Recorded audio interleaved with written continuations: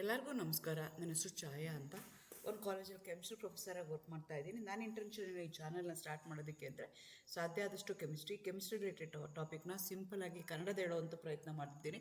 Chemistry ಇಷ್ಟ ಇಲ್ದಿರೋರ್ಗೂ chemistry ಕಡೆಗೆ ಸೆಳೆಯುವಂಥ ಪ್ರಯತ್ನ ನನ್ನ ಚಾನಲ್ ಮುಖಾಂತರ ಮಾಡ್ತಾಯಿದ್ದೀನಿ.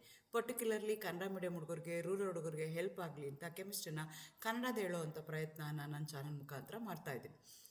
ನೀವೇನಾದರೂ ಕಿತ್ತೂರು ರಾಣಿ ಚೆನ್ನಮ್ಮ ಯೂನಿವರ್ಸಿಟಿನಲ್ಲಿ ಓದ್ತಾ ಇದ್ದೀರಾ, ಕೆಮಿಸ್ಟ್ರಿನ ಒನ್ ಆಫ್ ದಿ ಮೇಜರ್ ಸಬ್ಜೆಕ್ಟಾಗಿ ತೊಗೊಂಡಿದ್ದೀರಾ, ಫೈನಲ್ ಇಯರಲ್ಲಿ ಇದ್ದೀರಾ ಅಂತಂದರೆ 2 ಪೇಪರ್ ಬರುತ್ತೆ. 5T 6T ಅಂತ.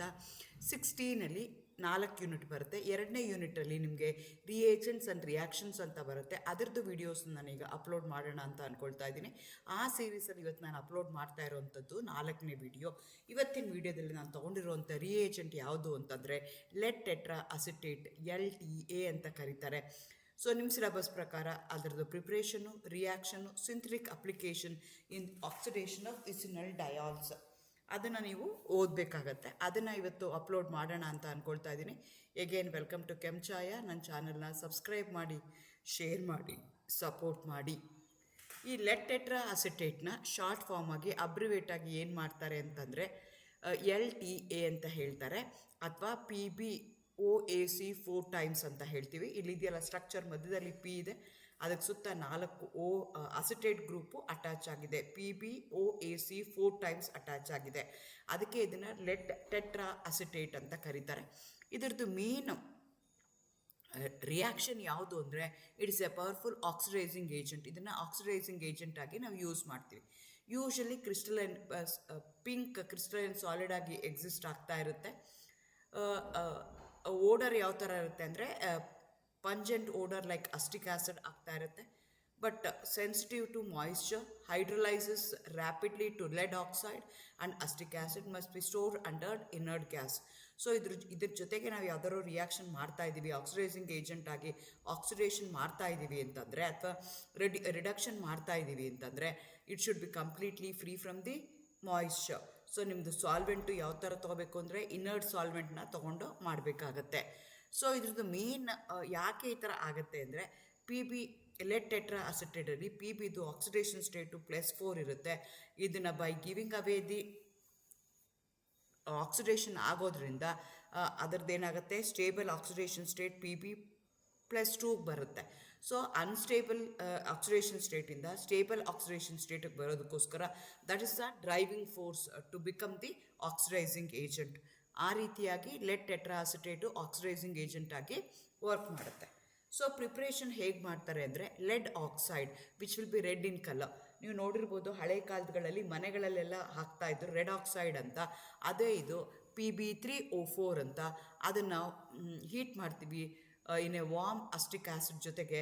ಆವಾಗ ನಿಮ್ಗೆ ಏನಾಗುತ್ತೆ ಅಂದರೆ in presence of acetic anhydride ನಿಮಗೆ ಲೆಡ್ ಟೆಟ್ರಾ ಅಸಿಟೇಟ್ ಬರುತ್ತೆ. ಸೊ 2 ಪ್ರಾಡಕ್ಟ್ ಬರುತ್ತೆ, ಒಂದು with +4 oxidation state, another one with plus oxidation state. So ಈ ಲೆಡ್ ಆಕ್ಸೈಡ್ ಏನಿರುತ್ತಲ್ಲ, excess of glacial acetic acid ಜೊತೆಗೆ ಟ್ರೀಟ್ ಮಾಡಿ ಹೀಟ್ ಮಾಡಿದಾಗ ನಿಮಗೆ PB4 PB2 2 ಬರುತ್ತೆ. PbCH3COO 4 ಟೈಮ್ಸ್ ಬರುತ್ತೆ. ಅದೇ ಥರ PbCH3COO 2 ಟೈಮ್ಸ್ ಬರ್ತಿದೆ. ಸೊ ಲೆಡ್ಡು +2 ಸ್ಟೇಟಲ್ಲೂ ಇದೆ, +4 ಆಕ್ಸಿಡೇಷನ್ ಸ್ಟೇಟಲ್ಲೂ ಇದೆ. ಇದನ್ನು ಆಪ್ಟಿಮೈಸ್ ಮಾಡೋದಕ್ಕೋಸ್ಕರ ಈ ಪ್ರಾಡಕ್ಟ್ ಫಾರ್ಮೇಷನ್ ಆದಮೇಲೆ elemental chlorine gas is introduce to oxidise the remaining lead with a 2 oxidizing state to 4 oxidizing state.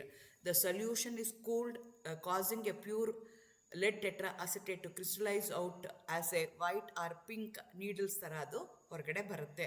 So ನಾವೇನು ಮಾಡ್ತೀವಿ, preparation of lead tetra acetate ಯಾವ ಥರ ಮಾಡ್ತೀವಿ, ಲೆಡ್ ಆಕ್ಸೈಡ್ನ ತೊಗೊಂಡು ಅದಕ್ಕೆ ಗೇಷಿಯಲ್ ಅಸ್ಟಿಕ್ ಆ್ಯಸಿಡು ಹೀಟ್ ಮಾಡ್ತೀವಿ around 55 degree centigrade in the acetic anhydride ಮೀಡಿಯಮಲ್ಲಿ ಮಾಡ್ತಾ ಹೋಗ್ತೀವಿ ಅದನ್ನು. ಸೊ ಆವಾಗ ಏನಾಗುತ್ತೆ, ನಿಮಗೆ ಲೆಡ್ ಅಸಿಟೇಟ್ ಬರುತ್ತೆ ವಿತ್ 2 ಲೆಡ್ ಟೆಟ್ರಾ ಅಸಿಟೇಟು ಬರುತ್ತೆ, ಲೆಡ್ ಡೈ ಅಸಿಟೇಟು ಬರುತ್ತೆ. ಒಂದರಲ್ಲಿ ಆಕ್ಸಿಡೇಷನ್ ಸ್ಟೇಟು +2 ಇರುತ್ತೆ, ಇನ್ನೊಂದರಲ್ಲಿ ಆಕ್ಸಿಡೇಷನ್ ಸ್ಟೇಟು +4 ಇರುತ್ತೆ. +4ಗೆ ನನಗೆ ಬೇಕು, ಲೆಡ್ ಟೆಟ್ರಾ ಅಸಿಟೇಟಲ್ಲಿ ಲೆಡ್ 4 ಇದೆ.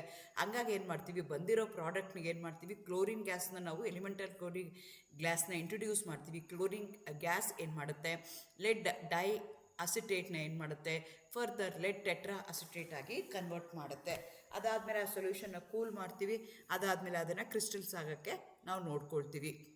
ಇದ್ರದ್ದು ಮೇನ್ ರಿಯಾಕ್ಷನ್ ಏನು ಅಂತಂದರೆ it has lot of application, but according to your syllabus are the cleavage of vicinal diols ಅಂತ ಕೇಳ್ತಾ ಇದ್ದಾರೆ. ಸೊ ನಿಮಗೆ ಡಯಾಲ್ಸ್ ಅಂದರೆ ಗೊತ್ತು, ಎರಡು OH ಗ್ರೂಪ್ ಇರುವಂಥ ಕಾಂಪೌಂಡ್ಸ್ಗೆ ನಾವೇನಂತ ಕರಿತೀವಿ, ಡೈಆಲ್ಸ್ ಅಂತ ಕರಿತೀವಿ.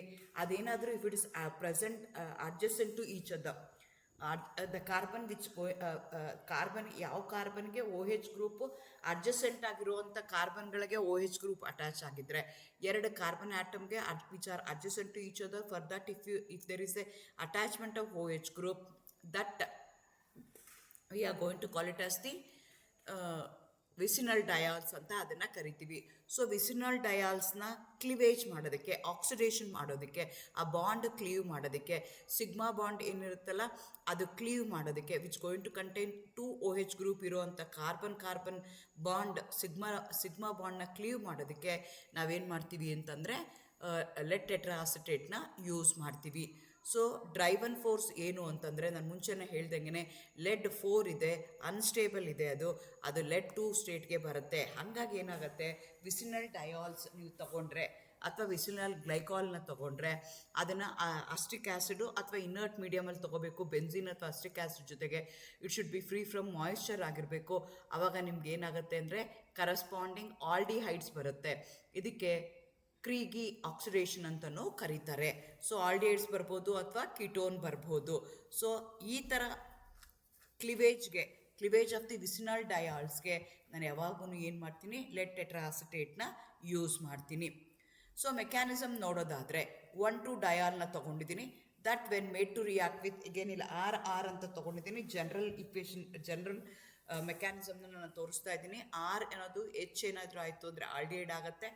R ಅನ್ನೋದು 2 ಬೇರೆ ಬೇರೆ ಗ್ರೂಪ್ ಆಯಿತು ಅಂತಂದರೆ ಕೀಟೋನ್ ಗ್ರೂಪ್, ಕೀಟೋನು ನಿಮಗೆ ಬರ್ತಾ ಹೋಗುತ್ತೆ. ಇಲ್ಲಿ OH ತೊಗೊಂಡಿದ್ದೀನಿ. 1,2 ಡಯಾಲ್ನ ತೊಗೊಂಡಿದ್ದೀನಿ. ಇದನ್ನು ನಾನು ಕ್ಲೀವ್ ಮಾಡಬೇಕು ಅಂತಂದರೆ ಅಲ್ಲಿ ಮಧ್ಯದಲ್ಲಿರುವಂಥ carbon bond which going to contain OH ಗ್ರೂಪ್ನ ನಾನು ಬ್ರೇಕ್ ಮಾಡಬೇಕು, ಆಕ್ಸಿಡೇಷನ್ ಮಾಡಬೇಕು ಅಂತಂದರೆ ನಾನೇನು ಮಾಡ್ತೀನಿ, ಲೆಡ್ ಟೆಟ್ರಾಅಸಿಟೇಟ್ನ ಯೂಸ್ ಮಾಡ್ತೀನಿ. ಸೊ ಲೆಡ್ ಟೆಟ್ರಾಅಸಿಟೇಟ್ ಜೊತೆಗೆ ನಿಮ್ದೇನಾಗುತ್ತೆ, ಆಕ್ಸಿಜನ್ ಇದೆಯಲ್ಲ, ಗ್ಲೈಕಾಲಲ್ಲಿರುವಂಥ oxygen which going to contain a lone pair of electron, that lone pair of electron will going to attack the lead ಏನಾಗುತ್ತೆ, ಎಲೆಕ್ಟ್ರೋ ಪಾಸಿಟಿವ್ ಥರ ಇರುತ್ತೆ. ಆಕ್ಸಿಜನ್ ಮೇಲಿರೋಂಥ ಲೋನ್ ಪೇರ್ ಏನು ಮಾಡುತ್ತೆ, ಅದಕ್ಕೆ ಕೊಟ್ಟಿದ ತಕ್ಷಣ ಏನಾಗುತ್ತೆ, ಒಂದು OAC ಹೊರಗಡೆ ಹೋಗುತ್ತೆ. ಸೊ ನೆಕ್ಸ್ಟ್ ಸ್ಟೆಪ್ಪಲ್ಲಿ ಏನಾಗುತ್ತೆ, ನಿಮ್ಮದು ಈ RCO ಗ್ರೂಪ್ ಏನಿದೆಯಲ್ಲ ಅದು ಅಲ್ಲಿಗೆ ಅಟ್ಯಾಚ್ ಆಗುತ್ತೆ. ಕಾರ್ಬನ್ ಮೇಲೆ ಪಾಸಿಟಿವ್ ಚಾರ್ಜ್ ಬರುತ್ತೆ, ಹೈಡ್ರೋಜನ್ನು ಅಲ್ಲಿರುತ್ತೆ. ಸೊ ನೆಕ್ಸ್ಟ್ ಏನಾಗುತ್ತೆ, ಪಾಸಿಟಿವ್ ಚಾರ್ಜ್ ಅದು ಕಾರ್ಬನ್ ಹೋಗಬೇಕು ಅಂದರೆ ಹೈಡ್ರೋಜನ್ ಏನು ಮಾಡುತ್ತೆ, ತನ್ನ ಬಾಂಡ್ ಎಲೆಕ್ಟ್ರಾನ್ನ ಕೊಡುತ್ತೆ. OAC ಏನು ಹೊರಗಡೆ ಬಂದಿರುತ್ತಲ್ಲ ಅದ್ರ ಜೊತೆಗೆ ACOH ಆಗಿ, ಅಂದರೆ ಅಸ್ಟಿಕ್ ಆ್ಯಸಿಡ್ ಆಗಿ ಅದು ಹೊರಗಡೆಗೆ ಬಂದ್ಬಿಡುತ್ತೆ. ನೆಕ್ಸ್ಟ್ ಸ್ಟೆಪ್ಪಲ್ಲಿ ಏನಾಗುತ್ತೆ ಅಂತಂದರೆ, ಇನ್ನೊಂದು ನನಗೆ OH ಗ್ರೂಪ್ ಇದೆ which is adjacent to the ಈಗ ನನಗೇನು ಪ್ರಾಡಕ್ಟ್ ಬಂದಿದೆಯಲ್ಲ ಅದಕ್ಕೇನೆ ಅಲ್ಲಿರುವಂಥ ಲೋನ್ ಪೇರ್ ಆಫ್ ಎಲೆಕ್ಟ್ರಾನ್ಸು ಮತ್ತು ಲೆಡ್ಗೆ ಎಲೆಕ್ಟ್ರಾನ್ಸ್ನ ಕೊಡುತ್ತೆ. ಇನ್ನೊಂದು OAC ಹೊರಗಡೆ ಹೋಗುತ್ತೆ. ಎಗೇನ್ ಆ ಕಾರ್ಬನ್ ಮೇಲೆ ಪಾಸಿಟಿವ್ ಚಾರ್ಜ್ ಬರುತ್ತೆ. ಮತ್ತು ಹೈಡ್ರೋಜನ್ ಏನು ಮಾಡುತ್ತೆ, ತಂದು ಎಲೆಕ್ಟ್ರಾನ್ನ ಕೊಡುತ್ತೆ. It will go and react with OAC minus ಜೊತೆಗೆ ರಿಯಾಕ್ಟ್ ಆಗಿ ಅಸ್ಟಿಕ್ ಆ್ಯಸಿಡ್ ಆಗಿ ಆಲ್ಕೋಹಾಲ್ ಆಗಿ ACOH ಆಗಿ ಅದು ಹೊರಗಡೆಗೆ ಬರುತ್ತೆ. ಈಗೇನಾಯಿತು, ನಿಮಗೆ ಇದು ಕಂಬೈನ್ ಆದಾಗ ಏನಾಯಿತು, ಸೈಕ್ಲಿಕ್ ಪ್ರಾಡಕ್ಟ್ ಬಂತು. ಆ ಸೈಕ್ಲಿಕ್ ಪ್ರಾಡಕ್ಟ್ ಏನಾಗುತ್ತೆ, ಕ್ಲಿವೇಜ್ ಆಗುತ್ತೆ. ಕ್ಲಿವೇಜ್ ಆಗ್ಬಿಟ್ಟು ನಿಮ್ಗೆ ಏನಾಗುತ್ತೆ, ಐದರ್ ಆಲ್ಡಿಹೈಡ್ ಅಥವಾ ಕೀಟೋನ್ ಬರುತ್ತೆ. ಈ ರೀತಿಯಾಗಿ ನಿಮಗೆ ಮೆಕ್ಯಾನಿಸಮ್ ಆಗುತ್ತೆ. ಇದ್ರ ಜೊತೆಗೆ ಲೆಡ್ ಟೆಟ್ರಾಅಸಿಟೇಟು ಲೆಡ್ ಡೈಅಸಿಟೇಟ್ ಆಗಿ ಕನ್ವರ್ಟ್ ಆಗುತ್ತೆ. ಲೆಡ್ 4 ಲೆಡ್ 2 ಆಕ್ಸಿಡೇಷನ್ ಸ್ಟೇಟ್ಗೆ ಅದು ಕನ್ವರ್ಟ್ ಆಗುತ್ತೆ. ಈ ರೀತಿಯಾಗಿ ಮೆಕ್ಯಾನಿಸಮ್ ಆಗುತ್ತೆ. ಸೊ ಸ್ಟೀರಿಯೋಕೆಮಿಕಲ್ ಇನ್ಫ್ಲೂಯೆನ್ಸ್ ಏನು ಇದಕ್ಕೆ ಅಂತಂದರೆ, ಈ ಸಿಗ್ರಿ ಆಕ್ಸಿಡೇಷನ್ ಮಾಡಿದಾಗ ಏನಾಗುತ್ತೆ ಅಂತಂದರೆ, cis 1,2 diols react significantly faster than they trans isomer. So ಈಗ ನಿಮ್ಗೆ ಏನಾಗ್ತಿದೆ, ಡಯಾಲ್ಸ್ ಇದೆ, ಆ ಡಯಾಲ್ಸ್ 2 OH ಗ್ರೂಪು ಒಂದೇ ಸೈಡ್ ಇದೆ, ಸಿಸ್ ಅಂತ ಕರಿತೀವಿ. ಆಪೋಸಿಟ್ ಸೈಡ್ಸ್ ಇದ್ದರೆ ಟ್ರಾನ್ಸ್ ಅಂತ ಕರಿತೀವಿ. cis 1,2 ಡಯಾಲ್ ಏನಾಗಿದೆಯಲ್ಲ, ಯೂಸಿಂಗ್ ಲೆಡ್ ಟೆಟ್ರಾಅಸಿಟೇಟ್ ಕ್ಲಿವೇಜ್ ಆಗುವಂಥದ್ದು ಫಾಸ್ಟ್ ಆಗುತ್ತೆ compared to that of the trans isomer. So ನಾನು ಕೊಟ್ಟಿರುವಂಥ ಕಾಂಪೌಂಡಲ್ಲಿ ಏನಾದರೂ ಸಿಸ್ ಇತ್ತು ಅಂದರೆ, ಸಿಸ್ ಡಯಾಲ್ಸ್ ಇತ್ತು ಅಂದರೆ ಅದನ್ನು ಕ್ಲೀವ್ ಮಾಡೋಕ್ಕೆ ನಾನು 100% ಯಾವುದನ್ನು ಯೂಸ್ ಮಾಡ್ತೀನಿ, ಲೆಡ್ ಟೆಟ್ರಾಸಿಟೇಟ್ನ ಯೂಸ್ ಮಾಡ್ತೀನಿ. ಇದು ಯಾಕೆ ಸಿಸ್ ಇದ್ದಾಗ ಆಗುತ್ತೆ ಅಂದರೆ, because when you read the mechanism, Indian ಸ್ಲೈಡಲ್ಲಿ ನಾನು ಮೆಕ್ಯಾನಿಸಮ್ ಎಕ್ಸ್ಪ್ಲೈನ್ ಮಾಡಿದಾಗ ನಿಮ್ಗೆ ಏನಾಗುತ್ತೆ, ಸೈಕ್ಲಿಕ್ ರಿಂಗ್ ಬರುತ್ತೆ. ಫಸ್ಟ್ ಏನಾಗುತ್ತೆ, ಒಂದು OH ರಿಯಾಕ್ಟ್ ಆಗುತ್ತೆ. ಎರಡನೇ ಸ್ಟೆಪ್ಪಲ್ಲಿ ಎರಡನೇ OH ಇರುವಂಥ lone pair of electron and oxygen react ಆಗಿ ನಿಮಗೆ ಹೈಡ್ರೋಜನ್ ಹೊರಗಡೆ ಬಂದಾಗ you are going to get a 5 membered cyclic ester ಬರುತ್ತೆ ನಿಮಗೆ. ಆ ಸೈಕ್ಲಿಕ್ ಎಸ್ಟರ್ ಏನಾದರೂ ಸಿಸ್ ಫಾರ್ಮಲ್ಲಿ ಇದ್ದಾಗ ಈಸಿ ಆಗುತ್ತೆ, because they are very close to each other. ಅದೇ ಟ್ರಾನ್ಸ್ಫಾರ್ಮ್ ಇದ್ದಾಗ ಆ ರಿಯಾಕ್ಷನ್ ಏನಾಗುತ್ತೆ, ಸ್ಲೋ ಆಗುತ್ತೆ. ಹಂಗಾಗಿ ಸಿಸ್ ಫಾರ್ಮಲ್ಲಿ ಇದ್ದಾಗ ಈ ರಿಯಾಕ್ಷನ್ ಏನಾಗುತ್ತೆ, ಫಾಸ್ಟಾಗಿ ಆಗುತ್ತೆ compared to that of the trans isomer. ಅದೇ ಥರ lead tetra acetate it's used as a selective oxidising agent. Selective ಅಂತಂದರೆ ಎಲ್ಲಿ ಕಾರ್ಬನ್ ಸಿಂಗಲ್ ಬಾಂಡ್ ಇರುತ್ತಲ್ಲ, ಆ ಎರಡೂ ಕಾರ್ಬನ್ಗೆ OH ಗ್ರೂಪ್ ಅಟ್ಯಾಚ್ ಆಗಿದ್ರೆ ಅದನ್ನು ನಾವು ಗ್ಲೈಕಾಲ್ ಅಂತ ಕರಿತೀವಿ, ಇಲ್ಲ ಅಂದರೆ ಡಯಾಲ್ಸ್ ಅಂತ ಕರಿತೀವಿ. ಅದನ್ನು ಆಕ್ಸಿಡೇಷನ್ ಮಾಡೋದಕ್ಕೆ into aldehyde ketone, this is the main ingredient, main reagent we are going to use. So it is an oxidizing agent. If what it going to oxidize, it going to oxidize the vicinal diols na oxidize ಮಾಡುತ್ತೆ into aldehydes or ketone. ಅದೇ ಥರ it's used in the preparation of cyclohexyl acetate, used in the production of acetic acid, used in the structural analysis of sugars ಮಾಡೋದಕ್ಕೆ. Because ನಿಮಗೆ ಕಾರ್ಬೋಹೈಡ್ರೇಟ್ಸಲ್ಲಿ ಗೊತ್ತು, carbohydrates ಏನಾಗ್ತಿದೆ, ಪಾಲಿಹೈಡ್ರಾಕ್ಸಿ compounds ಆಗ್ತಾ ಇದ್ದಾವೆ. ಆ OH group whether they are present adjacent to each other, whether they are present not adjacent to each other, ವಿಸಿನಲ್ಲ ಜಮೀನಲ್ಲ, ಯಾವ ಥರ ಡಯಾಲ್ಸ್ ಅನ್ನೋ ಬೇಸಿಸ್ ಮೇಲೆ ಅದನ್ನು ಐಡೆಂಟಿಫೈ ಮಾಡೋಕ್ಕೆ, ಸ್ಟ್ರಕ್ಚರಲ್ ಎಲಿಸಿಡೇಷನ್ ಐಡೆಂಟಿಫೈ ಮಾಡೋಕ್ಕೆ ನನಗೆ ಈ ರಿಯೇಜೆಂಟು ಹೆಲ್ಪ್ ಮಾಡುತ್ತೆ. ಆದರೆ ನಿಮ್ಮ ಸಿಲೆಬಸ್ಗೆ ಅವ್ರು ಒಂದೇ ಒಂದು ಅಪ್ಲಿಕೇಶನ್ ಹೇಳಿದ್ದಾರೆ, in detail with a mechanism ಓದಬೇಕು ಅಂತ. ಅದು ಯಾವುದು ಅಂದರೆ ಆಕ್ಸಿಡೇಷನ್ ಆಫ್ ಗ್ಲೈಕಾಲ್ಸ್ ಅಥವಾ ಆಕ್ಸಿಡೇಷನ್ ಆಫ್ 1,2 ಡಯಾಲ್ಸ್ ಅಂತ ನಾವು ಕರಿತೀವಿ. ಸೊ ಹಾಗಾಗಿ ಅದೊಂದು ಮೆಕ್ಯಾನಿಸಮ್ನ ನಾನು ಕೊಟ್ಟಿದ್ದೀನಿ. All the best, thank you, good luck.